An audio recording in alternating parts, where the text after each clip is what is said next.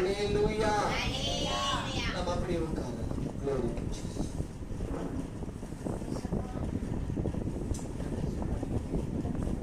Already ஜூம்ல தான். அல்லேலூயா. கர்த்தர் இன்றைக்கு நமக்காக பாடுபட்ட ஒரு நாள். இயேசு கிறிஸ்து ஏன் பாடுபட்டார்? ஏன் சிலுவையில் அறையப்பட்டார்? ஏன் மரித்து போனார்? அவர் மரித்ததினால் உண்டாக்கப்பட்ட மகிமைகளை நாம் இன்றைக்கு அறிந்து கொள்ள வேண்டும். அல்லேலூயா. இன்றைய தேவ செய்தியினுடைய தலைப்பு சிலுவையின் மகிமை, வெற்றியும் பாடுகள். சிலுவையினால் அவர் எப்படி மகிமை சிறந்தார்? அந்த சிலுவையின் மூலம் அவர் எப்படி வெற்றி சிறந்தார்? அந்த சிலுவையில் அவர் பட்ட பாடுகள் என்ன? நாம் இதை அறிந்து கொள்ள வேண்டும். அல்லேலூயா. இன்றைக்கு நாம் தியானிக்கும்படியான வேத வசனம் 1 கொரிந்தியரின் புஸ்தகம் 1வது அதிகாரம் 18வது வசனத்தை வாசிக்க கேட்போமே. நல்லா தெரிந்து கொள்ளுங்க. வேதம் சொல்லுகிறது, சிலுவை பற்றிய உபதேசம் கெட்டு போகிறவர்களுக்கு அது பைத்தியமாய் தோன்றுகிறது, ரட்சிக்கப்படுகிற நமக்கோ அது தேவனுடைய பலன். அப்போஸ்தலனாகிய பவுல் கொரிந்திய சபைக்கு எழுதும் பொழுது அவர் இப்படி எழுதுகிறார், சிலுவை பற்றிய உபதேசம் கெட்டு போகிறவர்களுக்கு அது பைத்தியம், ஆனால் ரட்சிக்கப்பட்ட நமக்கோ அது தேவனுடைய பலன் என்று எழுதப்பட்டிருக்கிறது. அப்படின்னா அன்றைய காலகட்டங்களிலேயே சிலுவை குறித்ததான உபதேசம் மற்றவர்களுக்கு பைத்தியமாகத்தான் தோன்ற ஆரம்பித்தது. எப்படி? 21வது வசனத்திலிருந்து வாசிங்க. தேவன் ஞானத்துக்கு ஏற்றபடி உலகமானது. நல்ல வசனத்தை கூர்ந்து கவனிக்கணும்.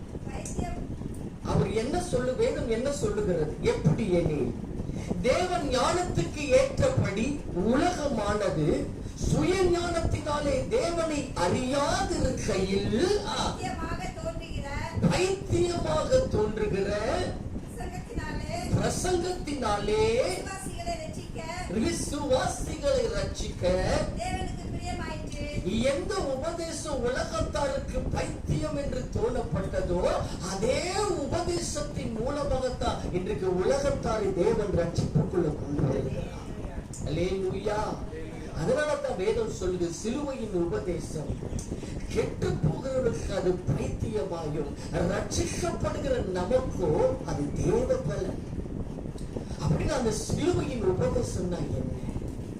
சிலுவையில் இயேசு கிறிஸ்து என்ன என்ன காரியங்கள் செய்தார்? சிலுவையில் அவர் நமக்காக கொடுக்கப்பட்ட அந்த மகிமை என்ன? சிலுவையில் அவர் என்ன வெற்றி சிறந்தார்? அவர் சிலுவையில் பட்ட பாடுகள் என்ன? ஒவ்வொரு காரியங்களையுமே நாம் அறிந்து கொள்ள வேண்டும். அல்லேலூயா.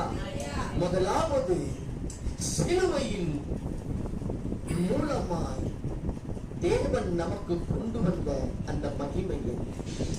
எப்படிப்பட்ட ஒரு மகிமையை சிலுவையின் மூலமாய் கர்த்தர் நமக்கு கொண்டு வந்தார்? ரோமரின் புஸ்தகம் 5வது அதிகாரம், ரோமரின் புஸ்தகம் 5வது அதிகாரம் 6லிருந்து வாசிக்க கேட்போம். நல்ல வசனத்தை கூர்ந்து கவனிங்க. ஒவ்வொரு வசனத்தையுமே எப்பொழுது நம்ம கூர்ந்து கவனிக்கணும். அந்த வசனத்துக்குள் மறைந்து கிடக்கிற ரகசியத்தை நாம் தெரிந்திருக்க வேண்டும். வேதம் சொல்லுகிறது, அன்றியும் நாம் பலனற்றவர்களாய் இருக்கும் பொழுது குறித்த காலத்தில் அப்படின்னா அவருடைய சிலுவையினுடைய பாடு என்பது குறித்த ஒரு காலம் இருக்கிறது. அவர் மரிக்க வேண்டும் என்று சொல்லி தேவன் அவரை குறித்து ஒரு தீர்மானம் பண்ணி இருக்கிறார். அதைத்தான் இந்த அப்போஸ்தலனாகிய பவுல் சொல்லுகிறாரு. அன்றியும் நாம் பலனற்றவர்களாய் இருக்கும் பொழுதே குறித்த காலத்தில் கிறிஸ்து அக்கிரமக்காரராக மரித்தார். ஏன் வாசிங்க? நீதிமானுக்காக ஒருவன் மரிக்கிறது அரிது. அதேதான் சொல்ற, நீதிமானுக்காக ஒருவன் மரிக்கிறது அரிது, நல்லவனுக்காக ஒருவேளை ஒருத்தன் மரிக்க துணிவான். வாசிங்க. நாம் பாவிகளாய் இருக்கையில் கிறிஸ்து நமக்காக மரித்ததினாலே அப்படின்னா சிலுவையில் அவர் என்ன காரியத்தை நமக்கு காண்பிக்கிறார்? தேவனுடைய அன்பு. அவர் தேவன் நம் மேல எவ்வளவு அன்பு உள்ளவராய் இருக்கிறார். பியூட்டிஃபுல்லான வசனம் சொல்லுது, நீதிமானுக்காக ஒருவன் மரித்திருக்கிற அரிது, நல்லவனுக்காக ஒருவேளை ஒருவன் மரிக்கலாம். ஆனா பாவிகளாய் இருக்கையில் கிறிஸ்து நமக்காக மரித்ததினாலே தேவன் நம் மீது வைத்த அன்பை விளங்க பண்ணி இருக்கிறார் என்று எழுதப்பட்டிருக்கிறது. அப்படின்னா இயேசு நமக்காக மரித்ததின் நோக்கம் என்ன? ஏன் இயேசு கிறிஸ்து நமக்காக மரித்தார்? ஐயா, அவர் மரித்ததினால் உண்டாக்கப்பட்ட அந்த மகிமை என்ன? 9வது வசனத்தை வாசிங்க. எப்படி நாம் அவருடைய ரத்தத்தினாலே நீதிமான்களாக்கப்பட்டிருக்க. அப்படின்னா ஏன் பாவிகளாய் இருக்கிற நமக்காக இயேசு கிறிஸ்து மரித்தா? நம்மை நீதிமானாய் மாற்றுகிறதற்காக, நம்மை பரிசுத்தமானாய் மாற்றுகிறதற்காக. வேதம் சொல்லுகிறது, இப்படி நாம் அவருடைய ரத்தத்தினாலே நீதிமான்கப்பட்டிருக்க கோபாக்கினிக்கு நீங்களாக. அப்படின்னா அவர் மரணத்தினால் ரட்சிப்பு வந்தது. ஐயா, அவர் மரணத்தின் மூலம் தான் ரட்சிப்பு. அவருடைய மரணத்தின் மூலமாகத்தான் பரிசுத்தம். அவர் மரணத்தின் மூலமாகத்தான் நீதிமா. அவர் மரணத்தின் மூலமாகத்தான் நீ கோபாக்கினிக்கு விலக்கப்படுகிறாய். அப்படின்னா இயேசு கிறிஸ்து எதற்காக மரித்தார் ஐயா? உன்னை நீதிமானாக பரலோகத்துக்கு உன்னை ஆயத்தப்படுத்தும்படி.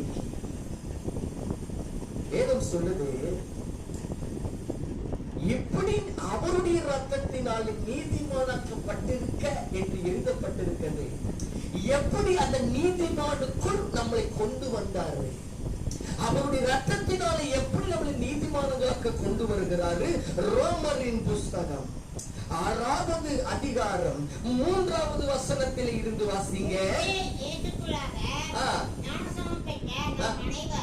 ஞானஸ்தானம் பெற்ற நாம் அனைவரும் நல்லா தெரிஞ்சுக்கோங்க. ஞானஸ்தானம் எதுக்கு? ஏன் ஞானஸ்தானம் எடுக்கிறோம்? அந்த ஞானஸ்தானத்துக்கு அவர் மரணத்துக்குள்ள சம்பந்தம் என்ன? எப்படி ஞானஸ்தானத்தை மரணத்தோடு கூட இயேசு கிறிஸ்து ஒப்பிடுகிறார் என்பதை நாம் அறிந்திருக்க வேண்டும். வேதம் சொல்லுகிறது, கிறிஸ்து இயேசுவுக்குள்ளாக ஞானஸ்தானம் பெற்ற நாம் அனைவரும் அவருடைய மரணத்துக்குள்ளாக ஞானஸ்தானம் பெற்றதை அறியாமல் இருக்கிறீர்களா? அப்படின்னா ஞானஸ்தானம் அவருடைய மரணத்தை தெரிவிக்கிறது. வாசிங்க. பிதாவுடைய மகிமையினாலே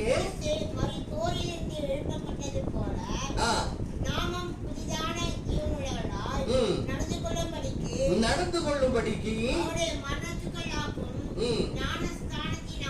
அவருடைய மரணத்துக்குள்ளாகும் ஞானஸ்தானத்தினாலே. அப்படின்னா நீ ஞானஸ்தானம் எடுக்கும் பொழுது நீ அடக்கம் பண்ணப்படுகிற. அந்த ஞானஸ்தானம் உன்னை அடக்கத்துக்குள்ள கொண்டு வருகிறது. உன்னுடைய பாவம் கிறிஸ்துவோடு கூட அடக்கம் பண்ணப்படுகிறது. எப்படி? 5வது வசனம் வாசிங்க. அவருடைய மரணத்தின் சாயலில் இணைக்கப்பட்டிருப்போமே ஆனால் அப்படின்னா நீ ஞானஸ்தானம் எடுக்கும் பொழுது உன் மரண சாயல் அங்க அடக்கம் பண்ணப்பட்டிருச்சு. உன்னுடைய பாவ சரீரமாக்கப்பட்டது அடக்கம் பண்ணப்பட்டு அந்த ஞானஸ்தானத்தில் வெளியே வரும் பொழுது நீ கிறிஸ்துவின் சாயலாக வெளியே வருகிறாய். அந்த கிறிஸ்துவின் சாயலாக உன்னை எப்படி அவர் வெளியே கொண்டு வருகிறாரு? 6வது வசனத்தை வாசிங்க. பாவத்துக்கு ஊழியம் செய்யாதபடிக்கு பாவ சரீரம் ஒழிந்து போகும் பொருட்டாக, பாவ சரீரம் ஒழிந்து போகும் பொருட்டாக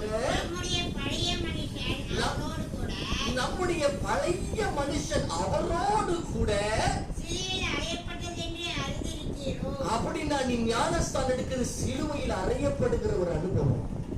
நீ ஞானஸ்தானம் எடுக்கும் பொழுது ஐயா பாவ சரீரம் சிலுவையில் அறையப்பட்டு விட்டது, நீ அடக்கம் பண்ணப்பட்டு விட்டார். அந்த பழைய மனுஷனை கர்த்தர் அடக்கம் பண்ணப்பட்டு விட்டார். அப்படின்னா அடக்கம் பண்ணப்பட்ட நீ ஞானஸ்தானத்தை விட்டு வெளியே எழும் பொழுது நீ கிறிஸ்துவினுடைய சாயலாக வெளியே வருகிறார். நீ பரிசுத்தவானாக, பரிசுத்தவாட்டியாக, நீ நீதிமானாக உன்னை வெளியே கர்த்தர் கொண்டு வருகிறார்.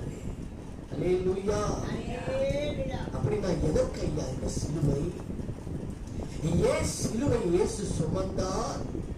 இயேசு சிலுவையை சுமந்தார் என்று பாடுறோமே, அந்த சிலுவையை அவர் என்னென்ன காரியம் செய்திருக்கிறாரு. சிலுவையின் உபதேசம் கெட்டுப்பவர்களுக்கு அது பைத்தியமாகவோ, ரட்சிக்கப்பட்டது நமக்கு தேவபலம் என்று எழுதப்பட்டிருக்கிறது. அப்படின்னா அந்த உபதேசம் என்ன? அந்த உபதேசத்துல மறைந்து கிடக்கிற மகிமை என்ன? அந்த உபதேசத்துல மறைந்து இருக்கிறத ரகசியத்தை நாம் தெரிந்திருக்க வேண்டும். அந்த சிலுவையின் மூலம்தான் உன்னை பரிசுத்தமாக்கி இருக்கிறார். அவர் சிலுவையில சிந்தின அந்த ரத்தத்தின் மூலமாகத்தான் நம்மை நீதிமானாக மாற்றி வைத்திருக்கிறாரே. எப்படி? கொலோசையரின் புஸ்தகம் 1வது அதிகாரம் 20-21 வசனங்களை வாசிக்க கேட்போமே. கொலோசையரின் புஸ்தகம் 1வது அதிகாரம் 20-21 வசனங்கள். அவர் சிலுவையில் சிந்தின ரத்தத்தினாலே சமாதானத்தை உண்டாக்கி பூலோகத்தில் உள்ளவைகள் பரலோகத்தில் உள்ளவை யாவையும் அப்படின்னா என்னங்க அர்த்தம்? இது வேதம் சொல்லுது, பூலோகத்தில் உள்ளவைகளும் பரலோகத்தில் உள்ளவைகள் யாவையும் அவர் மூலமாய் தமக்கு ஒப்புரவாக்கி கொள்ளுவோம், அவருக்கு பிரியமாய் இருக்குது. அப்படின்னா பூலோகம் என்று சொல்லப்படுகிறது உலகத்தானை குறிக்கிறது. அப்ப உலகத்தாய் இருக்கிற நம்மை அவருடைய ரத்தத்தின் மூலமாய் பரலோகவாசியாய் மாற்றி வைக்கிறாரா? அது அவருக்கு பிரியமா இருக்கிறார். ஏன்? வாசிங்க தொடர்ந்து 21 வசனத்தை வாசிங்க.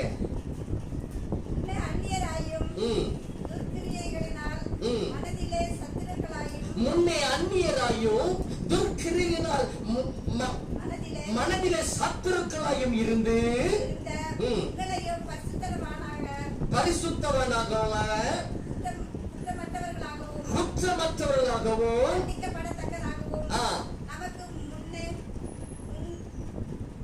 வசனத்தை தெளிவா வாசிங்கம்மா.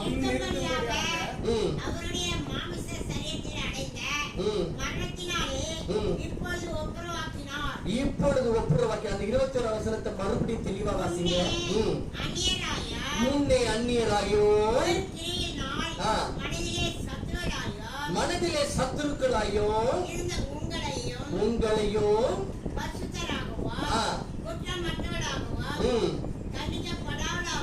கண்டிக்கப்படாதவர்களாகவும்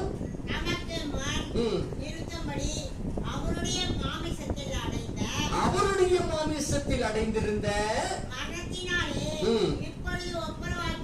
அப்படின்னு அவர் ரத்தத்தில தான் உனக்கு மன்னிப்பு. அவர் ரத்தத்தில தான் நீ நீதிமானாக்கப்பட்டிருக்கிற. அவர் ரத்தத்தினால தான் நீ பரிசுத்தவனாக்கப்பட்டிருக்கிற. எதற்காக உன்னை நீதிமான பரிசுத்தவனாய் கொண்டு வந்தால் தமக்கு முன்பதாக நிறுத்தும்படி, உன்னை பரலோகத்துக்கு உன்னை கொண்டு போகும்படிக்கு அவருடைய ரத்தத்தினால் உன்னை நீதிமானாக்கி இருக்கிறார். அல்லேலூயா, அல்லேலூயா. அதை குறித்து தான் அப்போஸ்தலனாகிய பவுல் கலாத்தியருக்கு எழுதும் பொழுது சொல்லுகிறாரு. கலாத்தியர் எழுதினதான சுவிசேஷம் 2வது அதிகாரம். கலாத்தியர் எழுதின சுவிசேஷம் 2வது அதிகாரம் 20வது வசனத்தை வாசிக்க கேட்போமே. கிறிஸ்துவோடு கூட சிலுவையில் அறையப்பட்டே ஆயினும் நான் பிழைத்திருக்கிறேன், இனி நான் அல்ல. ஐயா, நீ கிறிஸ்துவோடு கூட சிலுவையில் அறையப்பட்டிருந்த அப்படின்னா இனி நீ கிடையாது. உன் மாமிசம் சிலுவையில் அறையப்பட்டாச்சு, உன் பழைய வாழ்க்கை சிலுவையில் அறையப்பட்டாச்சு, உன் பழைய எண்ணங்கள் சிலுவையில் அறையப்பட்டாச்சு, உன் பழைய மனுஷன் சிலுவையில் அறையப்பட்டாச்சு. அதைத்தான் இங்க அப்போஸ்தலனாகிய பவுல் சொல்லுகிறார், இதோ சிலுவையில் அறையப்பட்டேன், ஆயினும் பிழைத்திருக்கிறேன், இனி நான் அல்ல. வாசிங்க. கிறிஸ்து எனக்குள் பிழைத்திருக்கிறார், நான் இப்பொழுது மாமிசத்தில் பிழைத்திருக்கிறதோ, என்னில் அன்பு கூர்ந்து தம்மை தாமே ஒப்பு கொடுத்த அப்படி நான் எதற்கு ஐயா சிலுவையின் பாடு? ஏன் சிலுவை இயேசு சுமந்தா? அந்த சிலுவையின் ரத்தத்தினால் உன்னை பரிசுத்தமா நீதிமானாக உன்னை உருவாக்கினதின் நோக்கம் என்னையா? உன்னை கிறிஸ்துவை போல மாற்றுவதற்கு. அல்லேலூயா. இனி நான் அல்ல, கிறிஸ்து எனக்குள்ள பிழைத்திருக்கிறார். என்னை மறித்து அவர் வெளிப்படுகிறாரு, என்னை மறித்து அவர் பேசிக் கொண்டு வருகிறார், என்னை மறித்து அவர் நடந்து கொண்டிருக்கிறார். இனி நான் அல்ல ஐயா, எனக்குள்ள வாழ்கிற கிறிஸ்துவே என்று அநேகர் சொல்லும்படியாக உன்னை கிறிஸ்துவனாக உருவாக்குறதுக்காகத்தான் இயேசு சிலுவையிலே மறைத்தார்.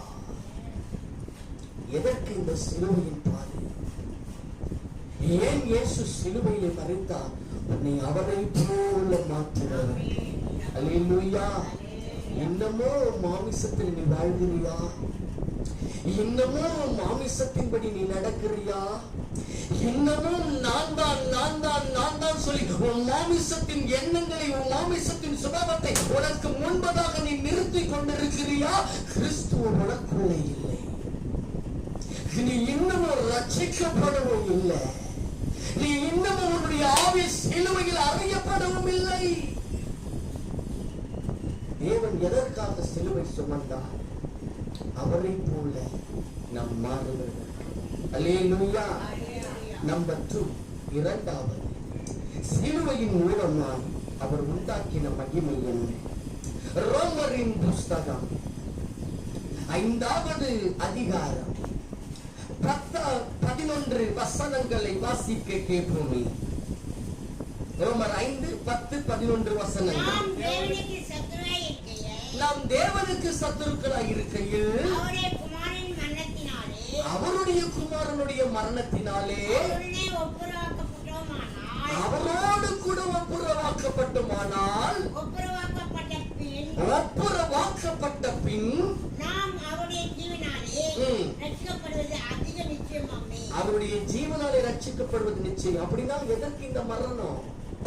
ஏன் சிலுவையின் பாடு? ஏன் சிலுவையில் இயேசு மரித்தார்? உன்னையும் தேவனையும் ஒப்புரவாக்கும்படியாக. 11வது வசனத்தை வாசிங்க. அதுவும் அல்லாமல் நமக்கு கிடைக்க பண்ணின நம்முடைய கர்த்தராகிய இயேசு கிறிஸ்து மூலமாய் அப்படின்னா உன்னையும் பிதாவையும் ஒப்புரவாக்குதலை கொண்டு வந்திருக்கிறார். உனக்கும் அவருக்கும் ஒரு ஒப்புரவாக்குதலை கொண்டு வருகிறது அவருடைய மரணத்தின் மூலமாக. ஏன்? பழைய ஏற்பாட்டு காலத்தில் இருந்து ஒரு பிரிவினை வந்து கொண்டே இருக்கிறது. தேவனுக்கும் மனிதனுக்கும் ஒரு பிரிவு வந்து விட்டது. ஆதாம் காலகட்டத்திலிருந்து ஒரு பிரிவு வந்து கொண்டிருக்கிறது ஐயா. தேவன் மனிதனோடு கூட நெருங்கி போகிறது கிடையாது. அங்க இருந்து பிரிவுக்குள்ள கொண்டு வரப்பட்ட அந்த பிரிவு இயேசு கிறிஸ்துவின் மூலமாக அது ஒப்புரவாக்கப்பட்டு தேவனோடு கூட மனிதனை இணைக்கும்படியாக இயேசு கிறிஸ்து சிலுவையிலே வெற்றி சிறக்கிறார். எப்படி? நான் சொன்னேன், ஆதாம் காலத்துல இருந்து ஒரு பிரிவு இருக்கு. என்னைக்கு கர்த்தர் ஆதாமை ஏதேன் தோட்டத்தை விட்டு வெளியே திரட்டினாரோ அன்னையிலிருந்து மனுஷனிடத்துல அவர் அதிகமா பழகிறது இல்லை. அவர்களோடு கூட உறவு வைக்கிறதும் கிடையாது. தேவனுக்கும் மனிதனுக்கும் ஒரு பிரிவு, ஒரு டிஸ்டன்ஸ் மெயின்டைன் பண்ணிக்கிட்டே தான் வர்றாரு. அது ஆதியாகமத்திலிருந்து தொடரப்பட்டு கொண்டு வருகிறது. அது அப்படியே ஆபிரகாமுடைய வாழ்க்கையிலும் வருகிறது. அப்படியே தொடர்ந்து இஸ்ரவேல் ஜனங்ககிட்டயும் வருது. இஸ்ரவேல் ஜனங்களை ஆண்டவர் அழைக்கும் பொழுது எப்படி சொல்லி அழைச்சாரு தெரியுமா? யாத்திராகமத்தின் புஸ்தகம், யாத்திராகமம் 4வது அதிகாரம் 22-23 வசனங்களை வாசிக்க கேட்போமே. யாத்திராகமம் 4வது அதிகாரம் 22-23 வசனங்கள். நீ பார்வோனோடு சொல்ல வேண்டியது என்னவென்றால், இஸ்ரவேல் என்னுடைய குமாரன், என் சிரேஷ்ட புத்திரன், எனக்கு ஆராதனை செய்யும்படி அப்படின்னா நல்ல தந்தி அவர் அழைக்கும் பொழுது சொல்றார், என் குமாரன் சொல்லிதான் அழைக்கிறார். இஸ்ரவேல் என் குமாரன், என் சிரேஷ்ட புத்திரன், எனக்கு ஆராதனை செய்யும்படிக்கு என் குமாரனை அனுப்பிவிடு. அப்படி சொல்லி கூப்பிடுகிறவர் தான் என்ன சொன்னாரு? யாத்திராகமம் 19வது அதிகாரம் 4வது வசனத்தை வாசிக்க கேட்போமே. யாத்திராகமம் 19:4 வாசிங்க.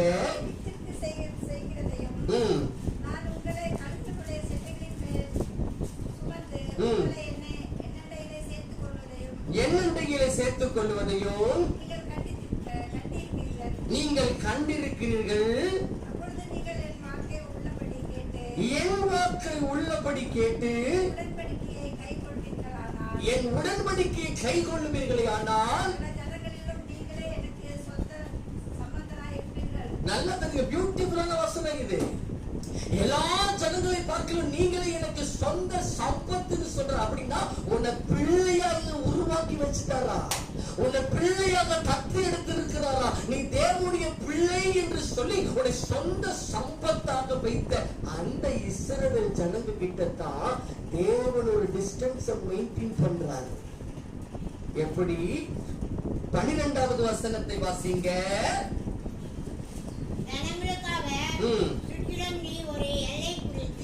எல்லை குறித்து அவர்கள் மலையில் ஏறாதபடிக்கும் அதன் அடிவாரத்தில் தொடாதபடிக்கும் எச்சரிக்கையா இருங்கள் என்று அவர்களுக்கு சொல்லு. ஒருத்தரும் மலையை தொடக்கூடாது. ஏன் மலையை தொட வேண்டாம் சொல்றாரு? 17வது வசனத்தை வாசிங்க.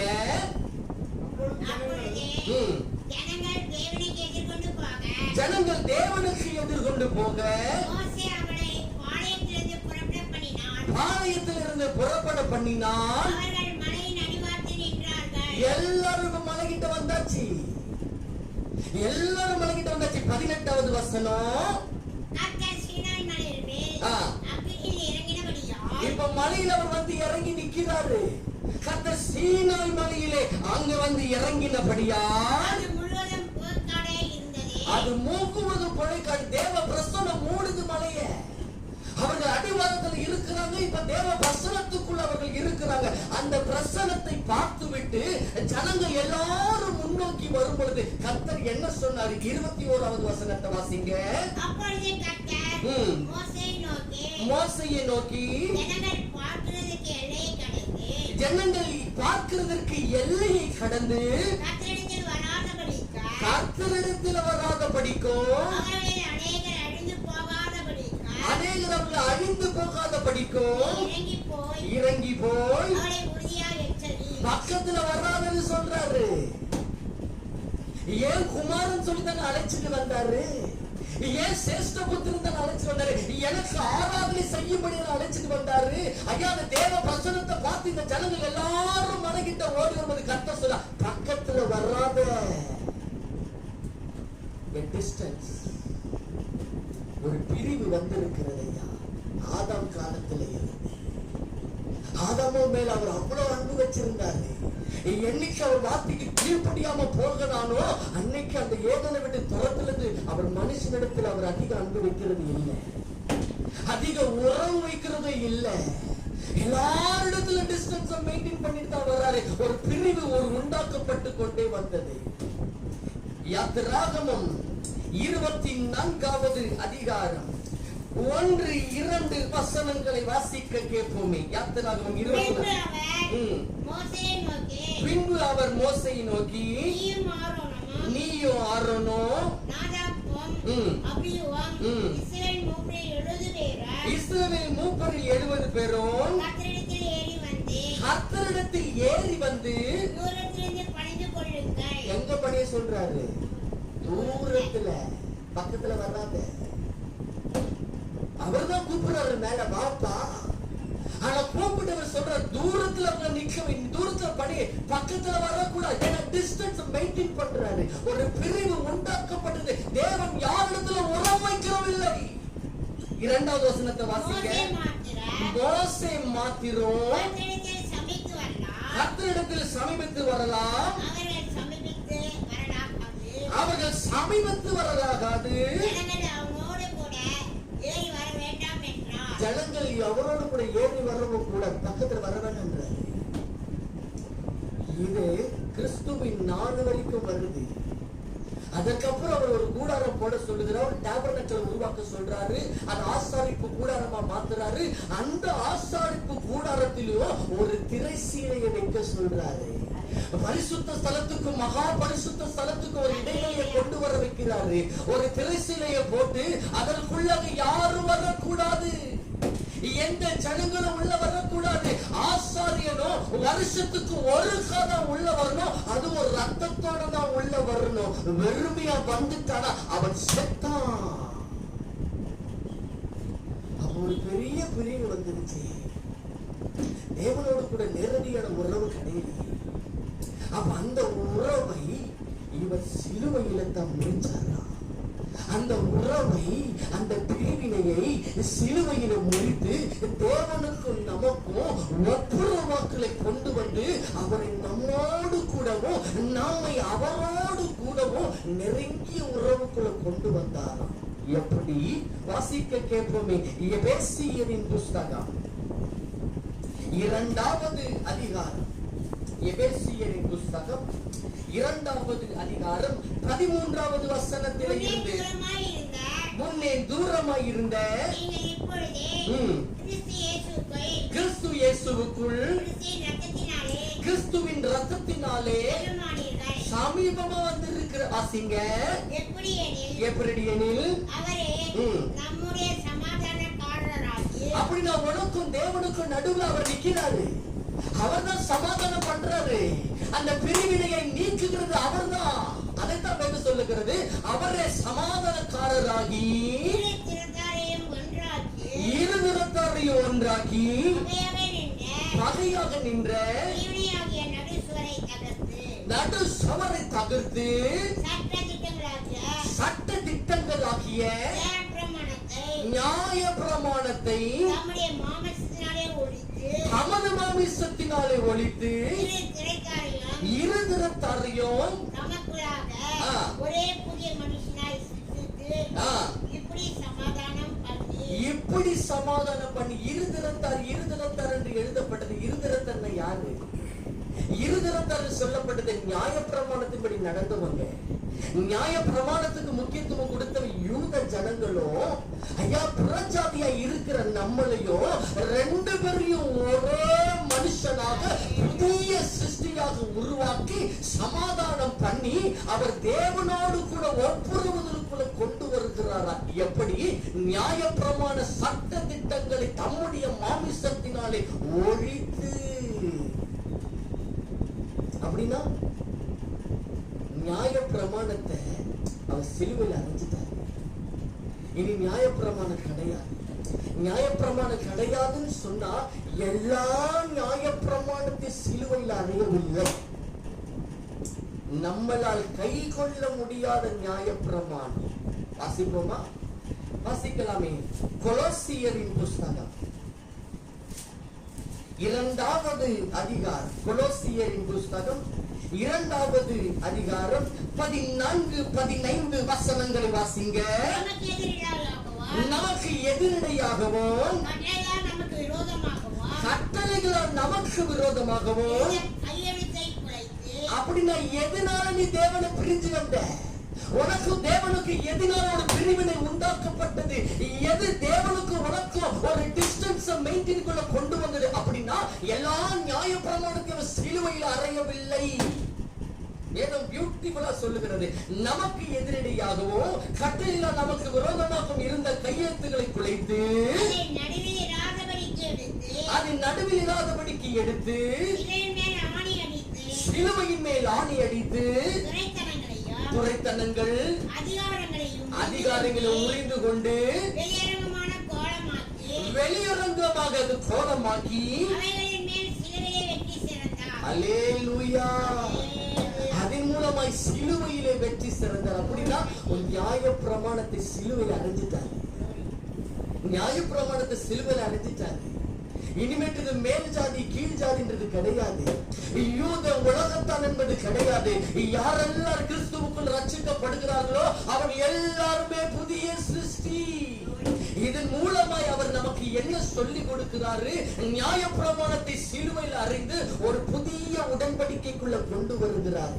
இந்த உடன்படிக்கை அவர் ரத்தத்தினாலாகிய புதிய ஒரு உடன்படிக்கை. அந்த உடன்படிக்கை என்ன? எபேசியரின் புஸ்தகம் 2வது அதிகாரம் 18வது வசனத்தில் இருந்து வாசிங்க. ஆதலால் எபேசியர் 2வது அதிகாரம் 18வது வசனம்.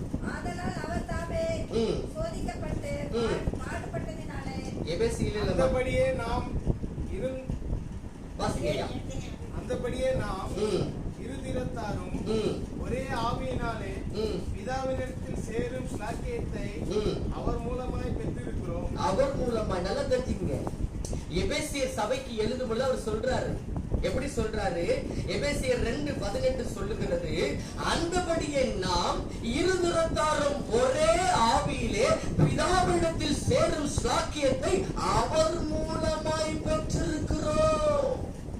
இருதிறத்தார் யாரு? யூதனையும் புறஜாதியும் ஒன்னாக்கிட்டாரு. ஐயா, மார்க்கத்தின் நியாயப்பிரமாணத்தின்படி நடந்தவனையோ கிருபையின் மூலமாய் ரட்சிக்கப்பட்டவனையோ ரெண்டு பேரையும் ஒன்னாக்கிட்டாரு. அது நடுவுக்கு சட்ட திட்டங்களை உறிந்து தன் சிலுவையில் அறைந்து ரெண்டு பேரையும் ஒன்னாக்கி ஒரே ஆவியினால் பிதாவிடத்துல ஒப்புரவாக்கி கொண்டு வந்து விட்டாரு. அந்த ஒப்புரவாக்குதலின் முக்கியத்துவம் என்ன? தொடர்ந்து வாசிங்க. வாசிங்க, டக்குன்னு வாசிங்க. அந்நியரோ பரதேசிகளாயிராமல் பரிசுத்தவான்களோடு கூட தேவனுடைய வீட்டாரமாய் இருந்து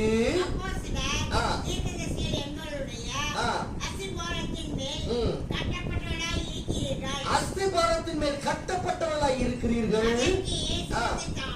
அதற்கு இயேசு கிறிஸ்து தாமே. அப்படின்னா இது எதை காண்பிக்குது ஐயா? உன்னை கட்டி கொண்டு வருகிறாரு, உன்னை உருவாக்கி கொண்டு வருகிறாரு. அப்படின்னா உருவாக்கப்படுவதின் நோக்கம் என்ன? வாசிங்க தொடர்ந்து 21, 22. அவர்கள் மேல் மாளிகை முழுவதும் இசைவாய் இணைக்கப்பட்டு கர்த்தருக்குள் பரிசுத்த ஆலயமாக எழும்புகிறது.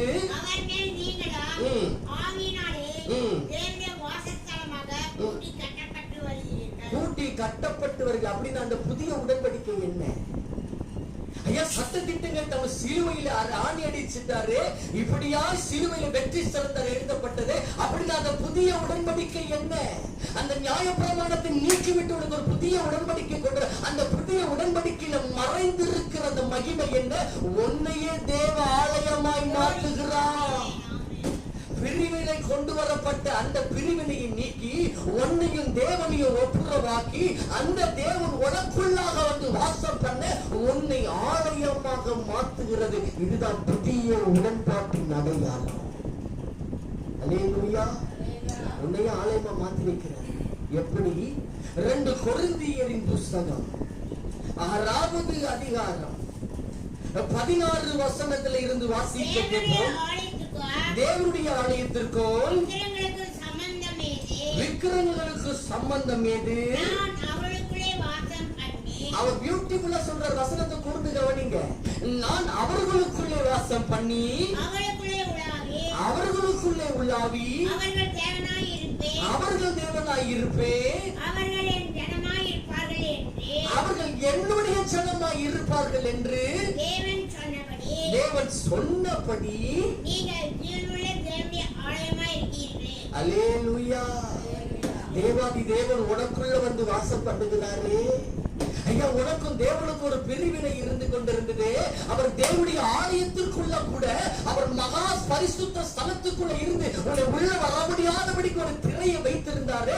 அந்த திரையை சிலுவையில தேவன் இரண்டாக கிழித்து விட்டார். அதை நீக்கி உன்னை தேவனோடு கூட ஒப்புரவாக்கி இந்த உன் சரீரத்தை ஆலயமாக மாற்றி அந்த சரீரத்துக்குள்ளாக தேவனை கொண்டு வந்து வாசம் பண்ண வைக்கிறார். இது எல்லாம் எங்கேயா நடந்தது? சிலுவையில் சிந்தின ரத்தத்தினாலே. அப்படின்னா எதற்கு சிலுவை? உன்னை தேவனோடு கூட ஒப்புரவாக்கி விட்டது. நீயே அவருடைய ஆலயம். ஒரு புதிய உடன்படிக்கைக்குள் உன்னை கொண்டு வந்தார். நீயே அவருடைய ஆலயம். 18வது வசனத்தை வாசிங்க. அப்பொழுது நான் உங்களை உங்களை ஏற்றுக்கொண்டு ஏற்றுக்கொண்டு உங்களுக்கு பிதாவாய் இருப்பேன். உங்களுக்கு பிதாவாய் இருப்பேன். நீங்கள் எனக்கு குமாரரா எனக்கு குமாரரோ குமார்த்திகளுமாய் இருப்பீர்கள் என்று குமாரத்திகளுமாய் இருப்பீர்கள் என்று வல்லமையுள்ள கர்த்தர் சொல்கிறார். A beautiful வசனம் இது. உன்னை தேவனுடைய பிள்ளையாக மாற்றி இருக்கிறாரே.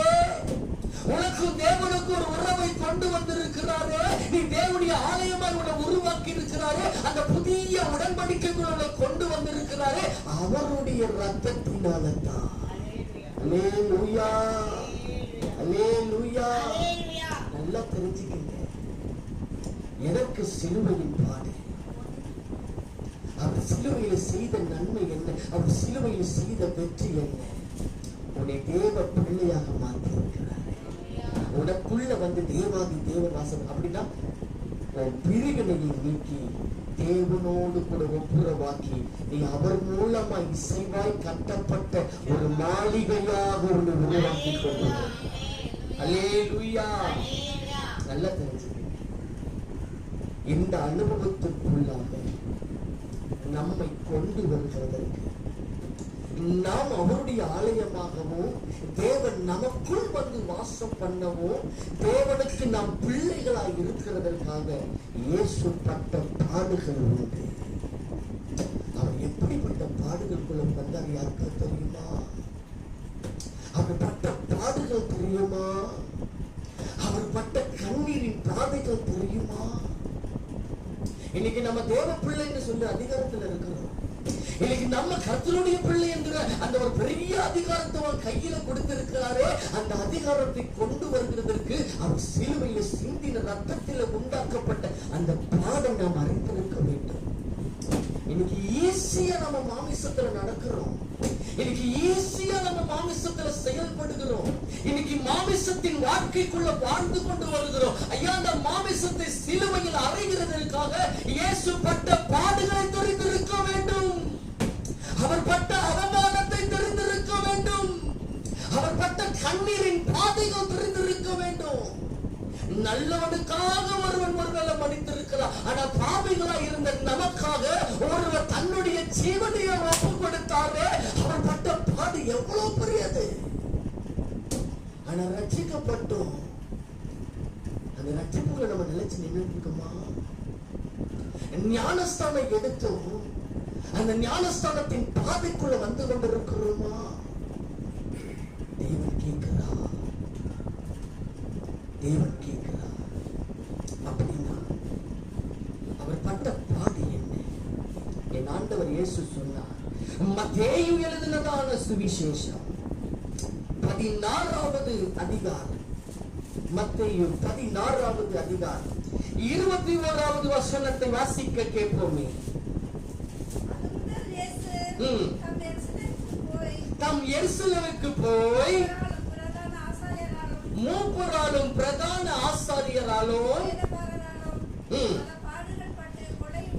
பல பாடுகள் பட்டு கொலையுண்டு